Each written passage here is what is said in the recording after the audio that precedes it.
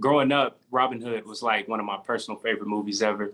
And I remember, history, that's my favorite subject. But in class, I would get so frustrated because I would see Morgan Freeman, Kevin Costner. And I'm like, Morgan Freeman, they found him in Jerusalem, Asiatic man, but nobody's like diving deeper. And then Jamie Foxx recently, that movie, I love Robin Hood, the basically like a sequel, modern version of it. But Right. that was excellent. But again, no one was like diving deeper. Me and my friends, like we went out and saw it, but like the whole time I was so mad. I'm like, y'all, he's a Moor. Nobody's talking about this. He's showing them technology, all of those things. And I think, oftentimes, whether it's a show like Vikings, Robin Hood, they talk about us, but then they don't dive deeper into explaining who we were. Exactly. So how do we find ourselves in film? Because sometimes we can see ourselves, but then at the same time, we can like overlook those factors too.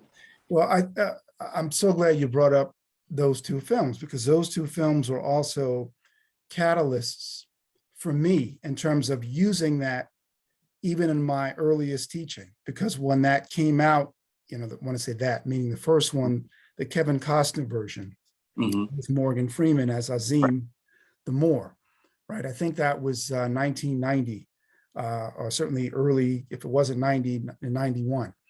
And the fact that this film, where they took the Robin Hood legend and the writers decided to put into the film this fictional character of Azim, who for the most part is not in the original Robin Hood mythology, right?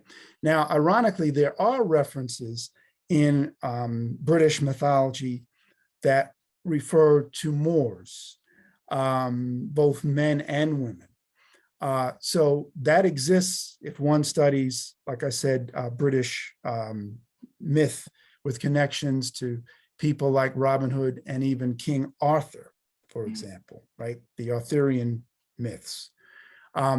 So that film, and then the more recent film, as you said, with Jamie Foxx, it's like people sat and watched it, but because I've shown that in my own classes. Wow. Most of my students said, "Oh, we saw the trailer," but they had no context for it. So they just thought it was some fantasy that had no basis in history, right?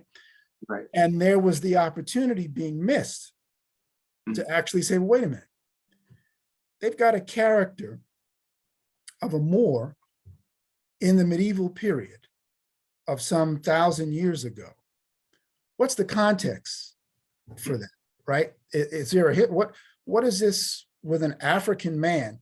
I think a lot of people, because they already have a very clouded and limited view of our history, may have assumed, since they saw this period piece, looked at it and said, "Oh, Robin Hood must have had a black slave, and that's the end of it." And it looks exciting, but I'm not particularly interested in watching something about medieval England. That's the impression. And even when I've spoken to some of my students about it, that's precisely what they thought. Wow. They had no context for it. So it doesn't, it's like seeds blowing over the desert. If the soil isn't fertile enough for the seeds to take root, it just keeps blowing and rolling on until it reaches fertile soil.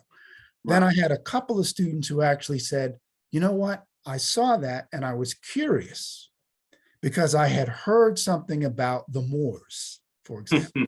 And then said, "I wonder if there's a connection." And then sure enough, that was the case. Wow.